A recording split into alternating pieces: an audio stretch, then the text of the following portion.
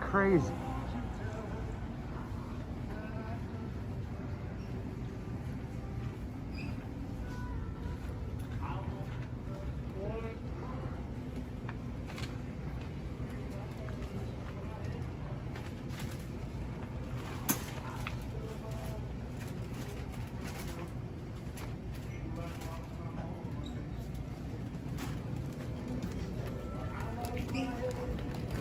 That's all. We're close right now. We're close right now. Take your questions, and as usual, folks, they gave me a list of the people I'm going to call on. So, Jonathan, Associated Press. Now, why don't I take some of your questions? And I'm told, Jonathan, I'm supposed to recognize you first. I'm sorry, I'm going to get in trouble with staff if I don't do this the right way. Jennifer Jacobs, Bloomberg. I'm not going to answer it. No, I'm joking. Last question. Peter Alexander, NBC News. Thank you all very, very much. Thank you.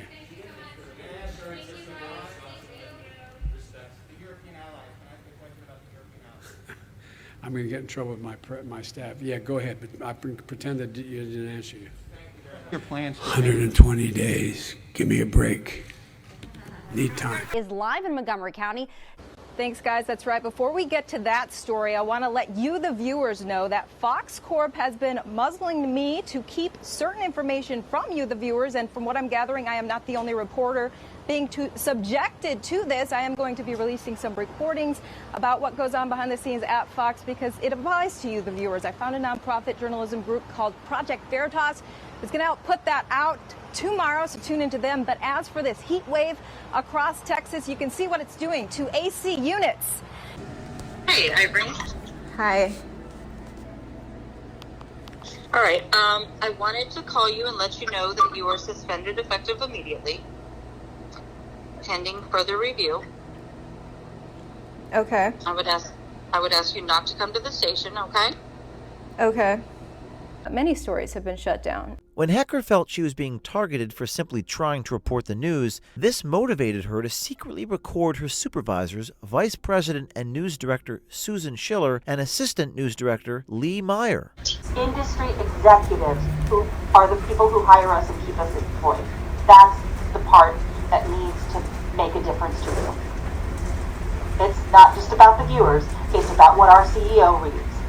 It's about what our GM reads.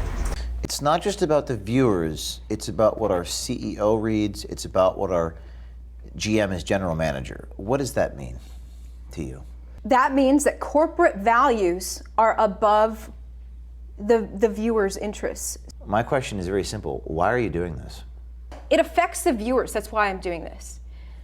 The viewers are being deceived by a carefully crafted narrative in some stories, okay? In some areas, they do fantastic journalism. For some reason, some of these stories have an incredible slant, and if you accidentally step outside it, they try to internally destroy you.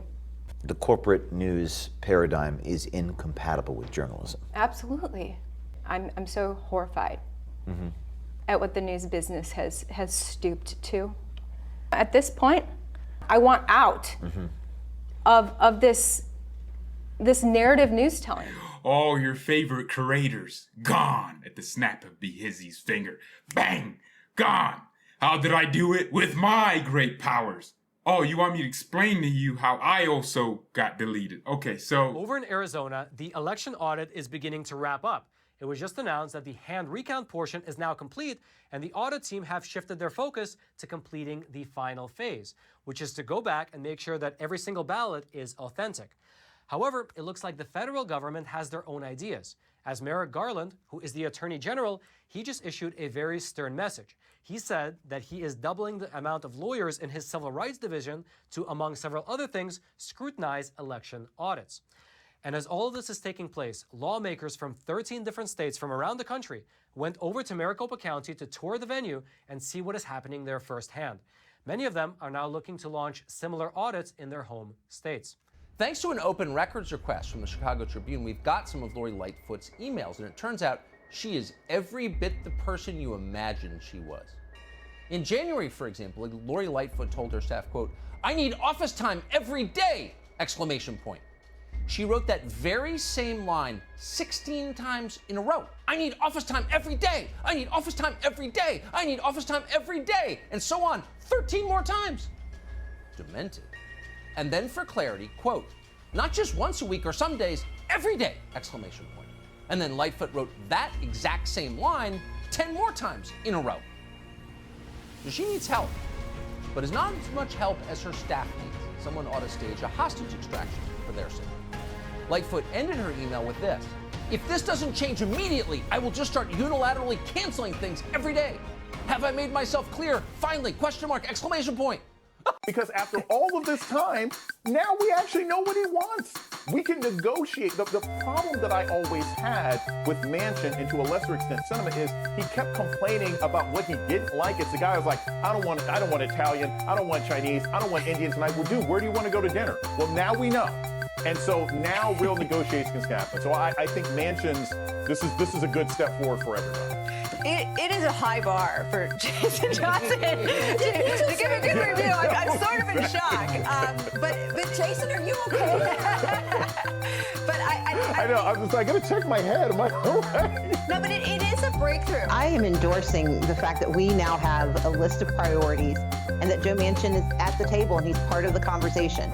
I think that he makes common sense opportunities available for compromise. It is only going to be through federal legislation that we can negate or mitigate the harms being created at the state level. As long as you are vaccinated. Hi, Dr. Corbett. How can we be sure that the vaccine is safe when it was developed so quickly? The development of these vaccines happened so rapidly because there was so much science and understanding about how to make a coronavirus vaccine prior to this pandemic that it allowed for us to move very swiftly, and also it allowed for this global network of collaboration that has helped to fuel the vaccine forward.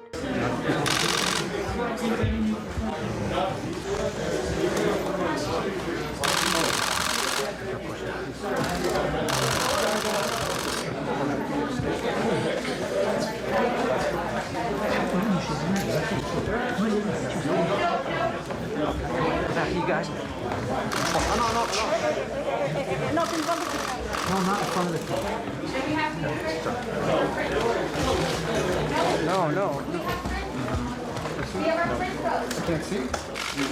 You guys pull up. How are you, sir? Hey, sir, can you move over?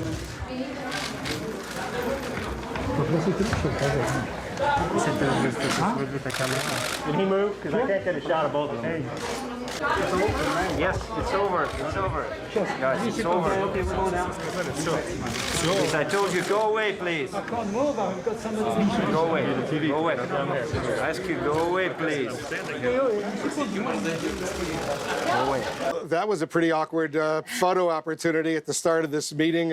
Because I spoke out in the West about the suffering of North Korean people, my 3 generations of family got punished. But now, it's ironically enough, so many Marxists and communists, Maoists, Leninists, now the regime made 50 different classes based on your status, based on what your great-great-grandfather did.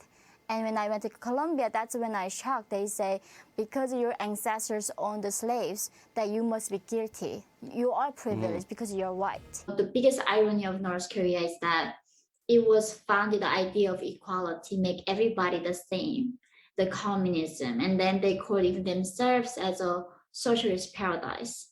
But they made it into North Koreans into 3 big categories of classes, and within 3 categories, they divided 50 subcategories of classes. So it became the most unequal society that you can imagine right now in our human history. President Trump came out and he said, have you noticed that they are now admitting I was right about everything they lied about before the election? Hydrochloroquine, the virus came from Chinese lab, he says. He says Hunter Biden's laptop was real. Lafayette Square was not cleared for a photo op. The Russian bounties story was fake. We did produce vaccines before the end of 2020 in record time. Blue state lockdowns didn't work. Schools should be open. Critical race theory is a disaster for our schools and our country. And our southern border security program was unprecedentedly successful. Jeff Zelny, CNN. Sir, good evening. Thank you. In a weekend interview, Vladimir Putin laughed at the suggestion that you had called him a killer. Is that still your belief, sir, that he is a killer? To answer the first question, I'm laughing too. Well, look, I mean, he has made clear that the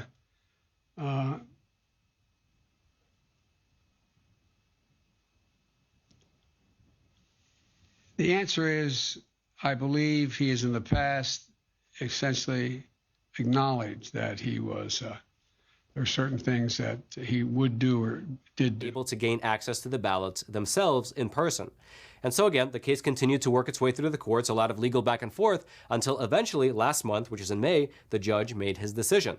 That was when the judge ruled that the petitioners will be able to go to where the ballots are being stored over in Fulton County. He ordered that the attorneys and the petitioners can meet at the warehouse on May 28th, which was just a few weeks ago, in order to settle the terms of the inspection of the absentee ballots. However, things did not play out so simply. That's because the day before this meeting was scheduled, Fulton County filed a flurry of motions to dismiss the case, which delayed the inspection indefinitely.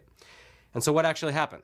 Well, in order to get some clarity on what actually went down, we here at the Epoch Times, we reached out to the court, and their spokesperson told us that these motions, the motions to dismiss the case, they were filed by Fulton County, the county's Board of Registration and Elections, as well as the county's Clerk of Superior and Magistrate Courts. And so basically, quite a few officials over in Fulton County filed motions to dismiss the case altogether. Now, the fact that these motions were filed does not mean that the case was actually dismissed. However, the judge in the case, he said that these motions must be given a chance to be heard before the plaintiffs can gain access to the ballot. Mathis, Brittanya Rogers, Blake Lee, and Shermetria Williams, all killed in Chicago's latest mass shooting. The shooting happened at about 5:45 Tuesday morning inside a home on the 6200 block of South Morgan Street in Englewood. Of the 8 people that were shot, 4 died. The other 4 victims are in the hospital, 2 of them reported in critical condition. The attack is the 3rd mass shooting in Chicago in a little more than a week. Did you hear that? That was the 3rd mass shooting in Chicago in just over a week. I propose that we have a Democratic alternative to the Belt and Road Initiative, to Build Back Better. And they've agreed to that, and that's underway. As the details of that, we agreed that we put together a committee to do that and come up with that. And thirdly, that we are going to insist on high standards for a climate-friendly, transparent alternative to the Belt and Road Initiative. And but in the meantime, we're going to move forward. So there was a clear consensus among all our colleagues at the G7 that this wasn't the end. We were going to stay at it until we were able to provide for the needs of the whole world in terms, because look, it's not just the right thing to do, and from a how can I say it, from a moral standpoint, but it is also the correct thing to do in terms of our own health, our own security. You can't build a wall high enough to keep out new strains. You can't do that. And so I think this is going to be a constant project for a long time. And there may be other pandemics. Again, setting up a system whereby we can detect before it gets out of control a pandemic that may be on the horizon, a virus, is important. Colorful celebration overnight as the former epicenter of the coronavirus takes a big step towards returning to normal. Overnight, New York State celebrating a COVID milestone. Earlier Tuesday, Governor Cuomo announced 70% of adults in the state have now received at least their first dose of the vaccine. The governor declaring New Yorkers can, quote, return to life as we know it. Going to become a time where you might call him old friend to old friend and ask him to open up China to the World Health Organization investigators who are trying to get to the bottom of COVID-19. Let's get something straight. We know each other well. We're not old friends. It's just pure business. What we should be doing, and what I'm going to make an effort to do, is rally the world to work on what is going to be the physical mechanism available to detect early on the next pandemic and have a mechanism by which we can respond to it and respond to it early. It's going to happen. It's going to happen, and we need to do that. Thank you. All right.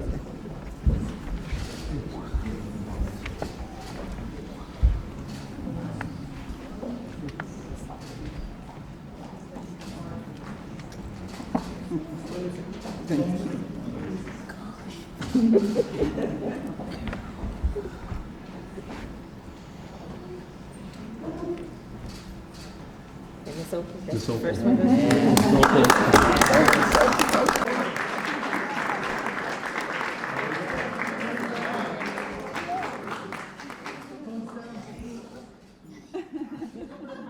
If you like this video, press like. If you love it, subscribe.